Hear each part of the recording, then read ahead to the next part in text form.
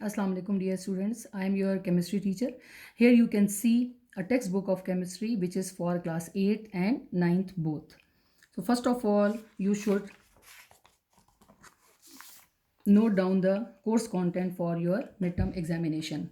For class 8, two chapters will be included. Chapter number 1, Fundamentals of Chemistry. Chapter number 2, Structure of Atom. For class 9th midterm examination, there are 4 chapters. Chapter number 1, Fundamentals of Chemistry. Chapter number 2, Structure of Atom. Chapter number 3, Periodic Table and Periodicity of Properties. Chapter number 4, Structure of Molecules.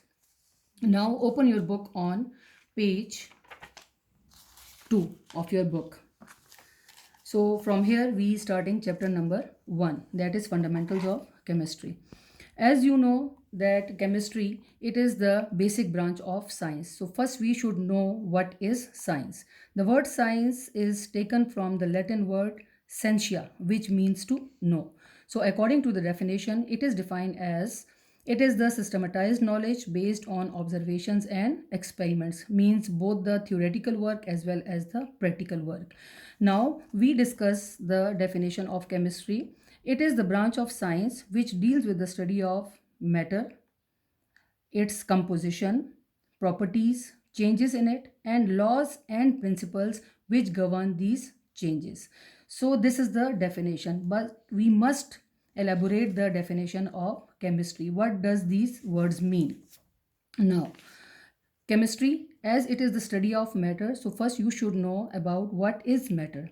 So, according to the definition, anything which occupies space means having volume and has mass, it is called as matter.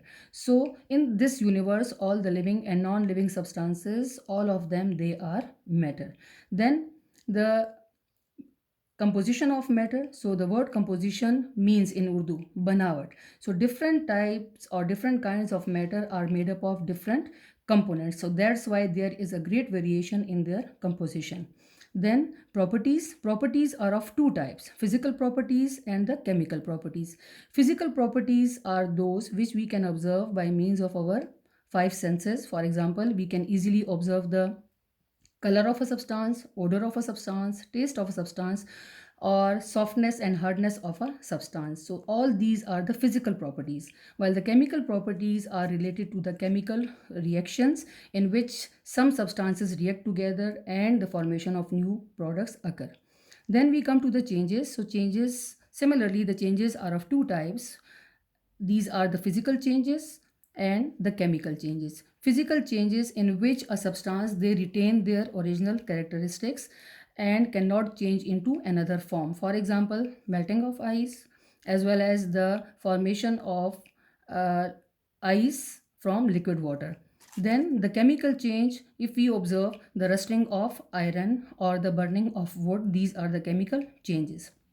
Then all these changes occurring by means of certain laws and principles. So the collective definition of chemistry is it is the branch of science which deals with the study of matter, its composition, its properties, changes occurring in it, and the laws and principle which govern these changes. I hope so the definition will be clear to you.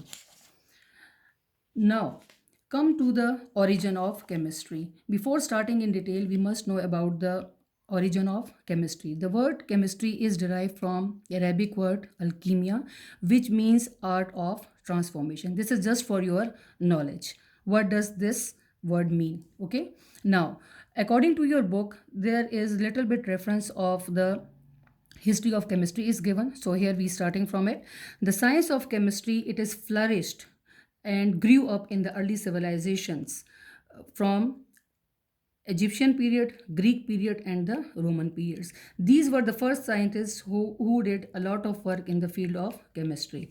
And after the Romans, the next duration of 1000 years, which is from 600 to 1600 AD, it is said to be the period of alchemist, which was the period of Muslim scientists. So the Muslim scientists, they contributed a lot in the development of chemistry. Is it clear to all of you? Then the aims of Muslim scientist or the alchemist were given in your course, and these are given in these 3 points. So the alchemist, they wanted to discover new products or the substances which help to prolong the life. Second aim, to change the base metal or any other metal like lead into gold. And the third one point, to find the physical evidences to support the religious and philosophical beliefs, means according to the teaching of Islam and how science support it. So these were the 3 basic aims of alchemist. These aims were basically failed, but in the discovery of these 3 major points, they did a lot of contribution in the field of chemistry and discovered and invented the various experimental techniques in the field of chemistry. Is that clear?